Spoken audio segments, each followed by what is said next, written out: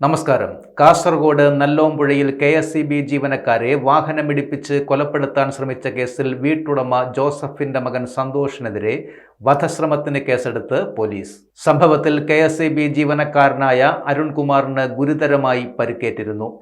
പ്രതിയുടെ വീട്ടിലെ കേടായ മീറ്റർ മാറ്റിവെച്ചതിന്റെ വിരോധമാണ് ആക്രമണത്തിന് പിന്നിൽ. മീറ്റർ മാറ്റാൻ കഴിയില്ല എന്ന് വീട്ടുടമസ്ഥനായ ജോസഫ് KSEB ജീവനക്കാരെ അറിയിച്ചിരുന്നു. എന്നാൽ ഉദ്യോഗസ്ഥർ മീറ്റർ മാറ്റി തിരിച്ചു പോകുന്നതിനിടയിൽ ജോസഫിന്റെ മകൻ സന്തോഷ് ജീപ്പിലെത്തി ബൈക്കിന് പിറകിൽ ഇടിക്കുകയായിരുന്നു. ബൈക്കിൽ നിന്ന് വീണ ജീവനക്കാരെ വാഹനത്തിലെ ജാക്കി ലിവർ ഉപയോഗിച്ച് അടിക്കുകയും ചെയ്തു. സംഭവത്തിൽ KSEB ജീവനക്കാർ നൽകിയ പരാതിയിലാണ് പോലീസ് കേസെടുത്തിരിക്കുന്നത്. കൊല്ലണമെന്ന ഉദ്ദേശത്തോടു കൂടി ജീപ്പ് ഇടിപ്പിച്ച് തെറിപ്പിച്ചു എന്നാണ് FIR. വീട്ടുടമ ജോസഫിനെ പ്രതി ചേർത്തിട്ടില്ല. സന്തോഷ് ഒളിവിലുമാണ്. ഇയാൾക്കായി അന്വേഷണം ഊർജിതമാക്കിയതായി പോലീസ് പറഞ്ഞു.